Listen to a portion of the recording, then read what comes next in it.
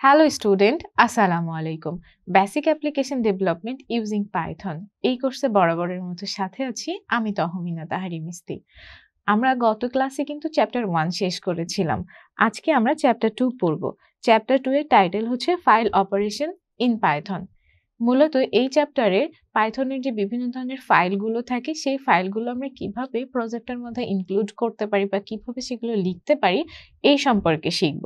Class শুরু করার আগে তাহলে চলেন আজকের ক্লাসে আমরা কি কি শিখব সেটা এক নজর মিলিয়ে নিই। আমরা ফাইল অপারেশন সম্পর্কে দেখব, তারপর দেখব ফাইল খোলার বিভিন্ন মোড সমূহ থাকে সেগুলো নিয়ে আলোচনা করব। এরপর ফাইলের যে ওপেনিং আর ক্লোজিং ফাংশন সমূহ থাকবে সেগুলো শিখব। এরপর শিখব কিভাবে ফাইলে রিডিং আর রাইটিং ফাংশন ব্যবহার করা যায়। ফাইলে ইনপুট আউটপুট অপারেশনগুলো বিভিন্ন প্রোগ্রামের সাহায্যে আমরা দেখব, আর বিগত সালের প্রশ্নগুলো নিয়ে আমরা অ্যানালাইসিস করব। এই চ্যাপ্টার থেকে আমাদের পরীক্ষার প্রস্তুতির জন্য কি কি প্রশ্নগুলো পড়া উচিত সেগুলো আমরা আলোচনা করব। তাহলে চলেন আমরা মূল ক্লাসে চলে যাই। File operation. আমাদের ফাইল অপারেশন শেখার আগে জানতে হবে ফাইল মূলত কি। ফাইল হচ্ছে একটা ডেটা বা তথ্যের সংগ্রহ। আমরা কম্পিউটারে যাই লিখি না কেন বা যেটাই রাখি না কেন সেটা কিন্তু আমরা ফাইল ছাড়া রাখতে পারি না, তাই না? তো ফাইল হলো ডেটা বা তথ্যের একটি সংগ্রহ যা একটি সেকেন্ডারি স্টোরেজ ডিভাইসে কি করা হয়, সংরক্ষণ করা হয়। কম্পিউটার মেমোরি সহায়ক যন্ত্র যেমন আমাদের কি হার্ড ডিস্ক আছে, ফ্লপি ডিস্ক, সিডি রম, এই যে ইত্যাদি যে বিভিন্ন ধরনের আমাদের মেমোরি সহায়ক যন্ত্র থাকে বা কম্পিউটারের মেমোরি থাকে, সেখানে আমরা কি করি, পরস্পর সম্পর্কিত তথ্যকে একক হিসাবে বিশেষ বিশেষ নাম দিয়ে আমরা কি করি, সেভ করে রাখি। মূলত এই সেভ করে রাখাকেই ফাইল বলে। ফাইল হচ্ছে কম্পিউটারের মেমোরিতে সংরক্ষিত তথ্যগুলোর লজিক্যাল ইউনিট। এরপর আসেন মূলত পরস্পর সম্পর্কিত এক বা একাধিক রেকর্ড নিয়ে কি করা হয়, আমাদের ফাইল গঠিত হয়। তাহলে এখানে আপনাদের বেসিক যখন পাইথন প্রোগ্রামিং পড়ে এসেছেন তখন ফাইল আর রেকর্ডের মধ্যে পার্থক্য কি ছিল সেটা অবশ্যই আপনাদের মনে আছে, তাই না? তাহলে এখানে বলা হয়েছে যে মূলত পরস্পর সম্পর্কিত এক বা একাধিক কি রেকর্ড নিয়ে আমাদের ফাইল গঠিত হয়। সাধারণত ফাইলের একটি পরিচিতিমূলক কি থাকবে, নাম থাকবে। প্রত্যেকটা ফাইলেরই চাইলে আমরা বিভিন্ন ধরনের নাম দিতে পারি।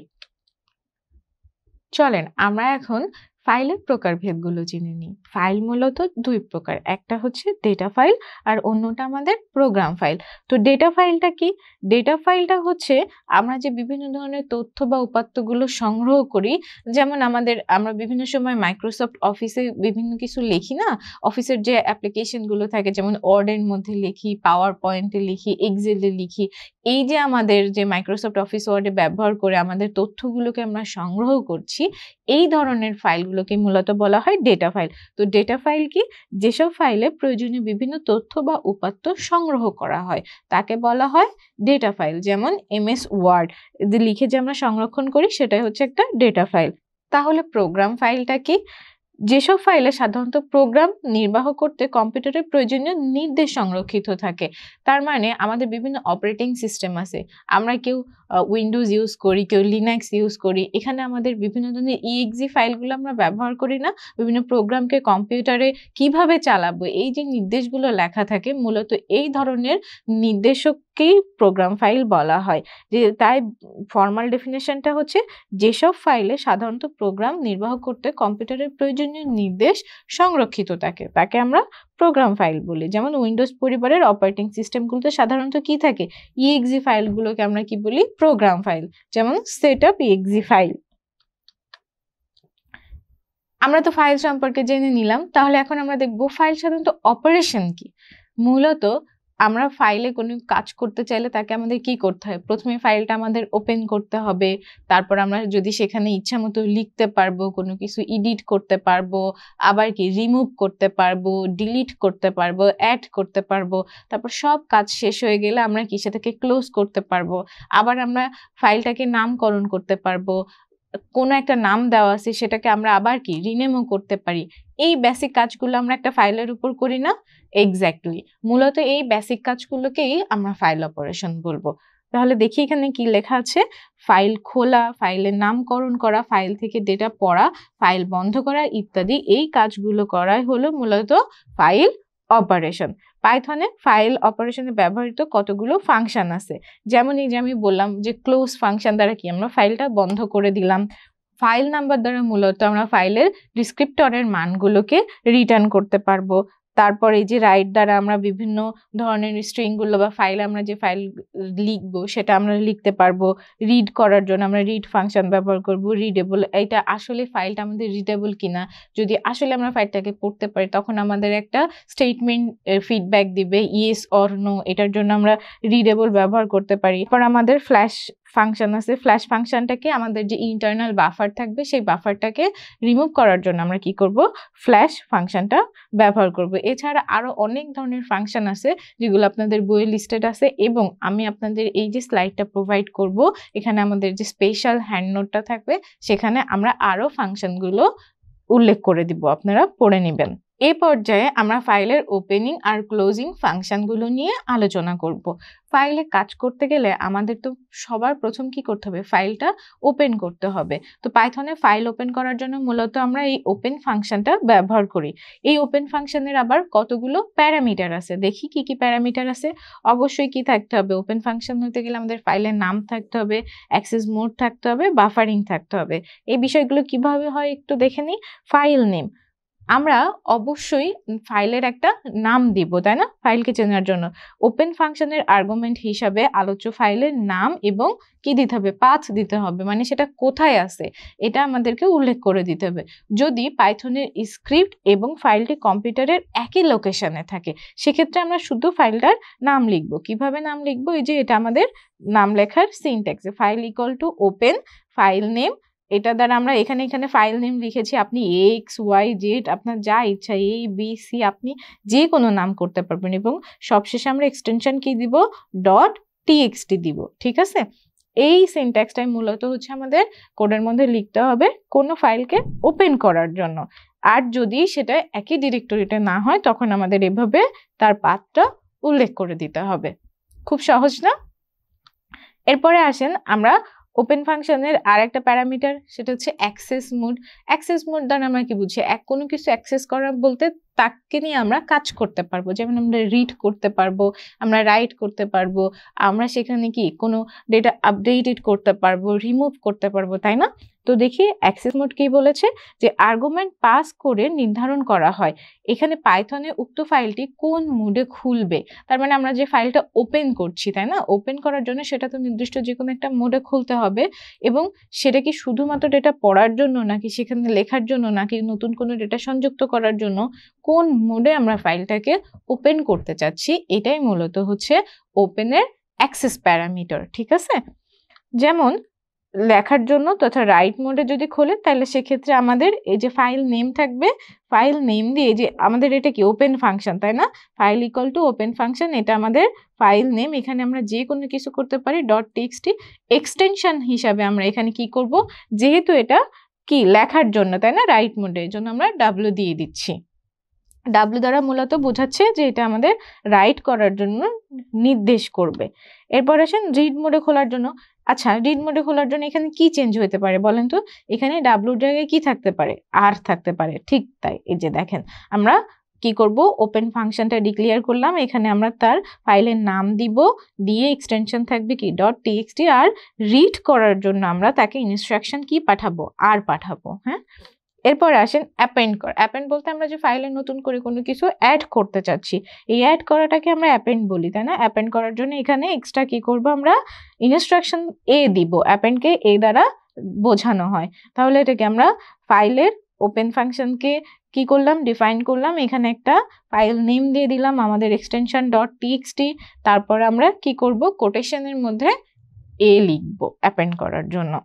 আমরা এই যে রিড মোড, রাইট মোড, এই মোডগুলোকে আরেকটু ডিটেলসে দেখে নিই উদাহরণ সহ, যে বিভিন্ন মোডে খোলা। যেমন রিড মোড, আমরা একটু দেখি রিড মোডটা কি বলছে, যে পূর্বে তৈরিকৃত কোনো ফাইলকে যদি শুধুমাত্র আমরা রিড করতে চাই তাহলে সেক্ষেত্রে আমরা কি করব, এটা ডিফল্ট ভাবেই খুলবে কি, আর দ্বারা লেখা হবে, যেটা আমরা একটু আগেই দেখলাম যে আমরা ফাইল নেম দিব আর দিয়ে দিব।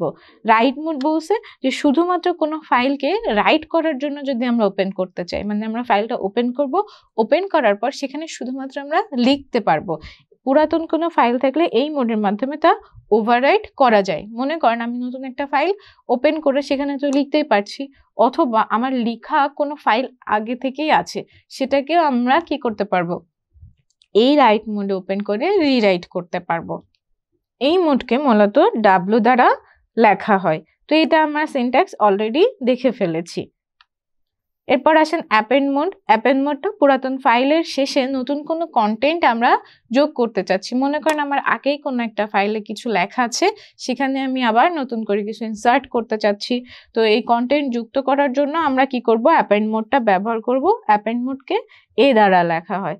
তো এই যে সিনট্যাক্সটা তো আমরা আগেই দেখে এসেছি যে ফাইল নেম থাকবে আর সেখানে আমরা কোটেশনের মধ্যে এ লিখে দিব।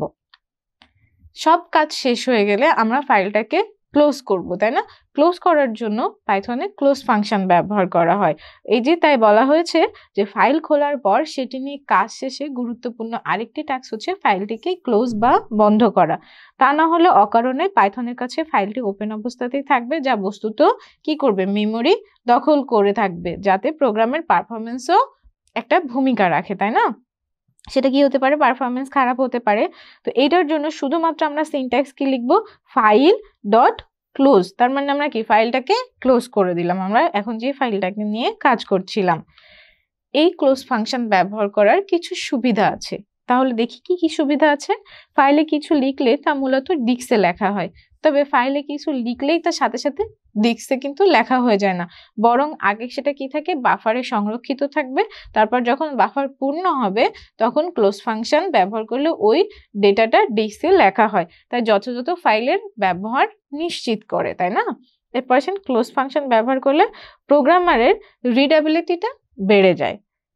এই যে আমরা বিভিন্ন ধরনের মোডগুলো নিয়ে আলোচনা করলাম, এই মোডগুলোকে আমরা সংক্ষেপে আরেকটু দেখে নিই এবং মিলিয়ে নিই। এটা আপনাদের পরীক্ষার জন্য কিন্তু ভেরি ভেরি ইম্পর্টেন্ট। আপনাদের পরীক্ষায় আসতে পারে যে ফাইল ওপেন বা ক্লোজিং এর বিভিন্ন পাইথনে ব্যবহার করে মোড সমূহ লেখো বা বর্ণনা করো। এখান থেকে আপনাদের অতি সংক্ষিপ্ত রচনামূলক সব ক্যাটাগরিরই প্রশ্ন আসতে পারে।